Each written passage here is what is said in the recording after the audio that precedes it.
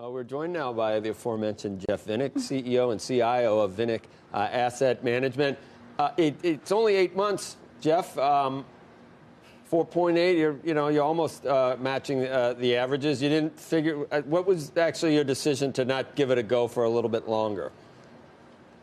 Yeah, well, thank you for having me on this morning. And, this has nothing to do with performance, actually. I was quite pleased with my performance over the last several months, given the challenges of the market, the underperformance of international small cap and all. I actually felt really good about performance and where the fund was headed.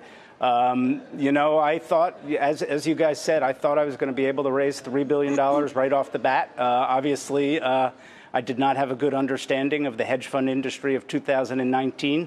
Not only did I fall well short of those goals, but here we are in October. And I'm sad to say there's no, it doesn't look like we would get any money in at the end of the year. And despite the fact that I've had dozens of good conversations with asset allocators, there's no sign of money coming in. One thing I think I've always been good at in the financial markets is selling when a position's going against me. And, this certainly did not work out like I planned, but we move on and, try to do the best I can for my investors and my employees over the next few weeks. You would have gotten more satisfaction out of managing $3 billion than $500 million, and you certainly don't need the money. I mean, it's not like you need the whatever it is that your fees were going to be for that. You could beat the market and do what you love to do with $500 million. You'd probably do that with your own money, I guess. So maybe that's what you're going to do. Yeah. I think that's a fair question, but the fact of the matter is to have a really good, thriving business for myself, my partners, my employees. I told my investors right off the bat the beginning of the year that we needed at least $2 to $3 billion to make it worth my putting in 75 hours a week, which I have. I mean, I've done everything I can to work as hard as I can to perform for investors and staff. But we just didn't get to the level of assets that to justify that. And, even more importantly, there's no sign of getting to that level of assets. When I started 60 years old, and I told investors, again, if we get the assets we need, I will work as hard as I can for the next 5 years to give you all I got for great performance. Right. And the fact of the matter is now 60 years old, getting close to 61 with no sign of the money coming in, it really doesn't make any sense for me to work that Jeff, hard for another 2 years and then have assets come in. You think it finally came home to roost to investors that, I mean, I've said this 1,000 times, past performance is no guarantee of future performance. So why there's the really high fees that are sometimes you think about with hedge funds that sometimes deliver average or less than average performance? If people finally, they're out of favor, or is what you're trying to do much more difficult now with what you mentioned with the quants and passive investing and everything else? One of the painful parts of shutting down is the fact that I still believe active stock picking is very much going to be successful going forward. The last year or so, we've had an amazing bear market in economically sensitive stocks, smaller cap stocks, and we've had an amazing bull market in defensive stocks and economically, non-economically sensitive stocks. That rubber band has been stretched and stretched, and while that's going on, and I've had a bet more on the economically sensitive companies, that's why I'm very pleased with performance having done well. Starting in September, that rubber band started to go the other way. So as we're moving forward here, I'm actually quite positive on the financial markets, directly ahead, and I'm very positive on stock picking and the return, I guess you could say, of value investing. I think we're a month into that trend.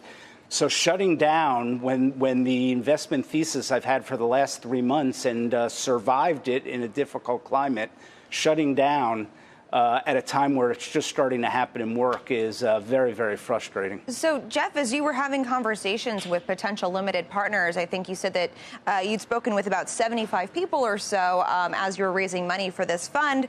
What was it that they were telling you was the reason for not investing? Was it the strategy? Was it just that, they felt like this market was not ripe for stock picking right now? Yeah, I think it's several reasons. One of which I did not anticipate at all. Very different than 10 years ago, 20 years ago.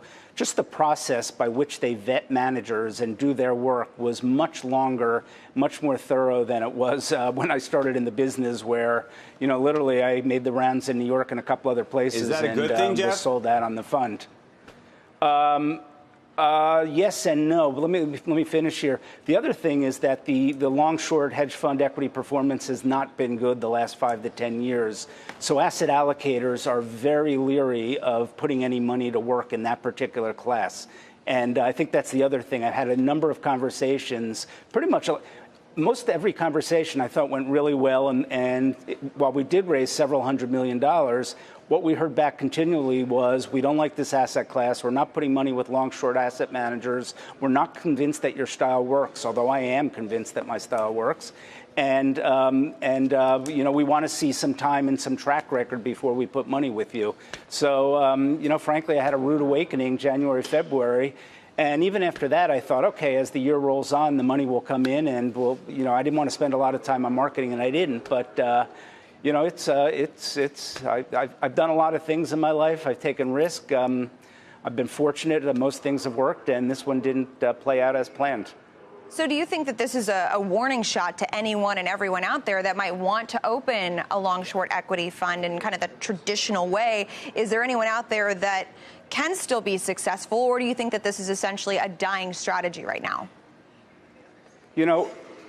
Hedge funds have been out of favor for a while. I mean, the relative asset peak of hedge funds was 10 years ago. Long-short hedge funds and macro hedge funds have really had poor performance over a period of time. I actually think that it's a lagging indicator, and the fact that it's so hard to start up a hedge fund these days is because performance has been bad, and asset allocators are looking in the rearview mirror. They're not looking ahead. But if I had to talk about the years ahead, based on where valuations are in the market and the fact that I do believe we have a good economy for the foreseeable future with ups and downs, I think it's going to be really good for stock picking for companies that can grow their earnings. But frankly, at least when they heard my story, asset allocators just don't believe it. Don't believe me. So what are you going to do? You going to Disneyland, Universal Studios? You doing something? What are you going to do? You got an island in mind? Or? First of all, come November 16th, after we shut down, I got plenty to do with the Lightning and the great stuff that's going on in Tampa and the innovation hub we're building. I have nothing short of doing, but from now until November 15th, I only have two things on my mind. Doing the best I can for investors as we wind down the fund, and we're already 70% cash, and taking care of employees, and several lost their job, and finding them good opportunities and taking care of them. All right, well, thanks for explaining everything to us today, Jeff, and good luck. I'm sure we'll see you again soon. CNBC contributor might be beckoning for you as well. We can talk about that a little bit later. It doesn't pay a lot. Okay. Okay. See you later.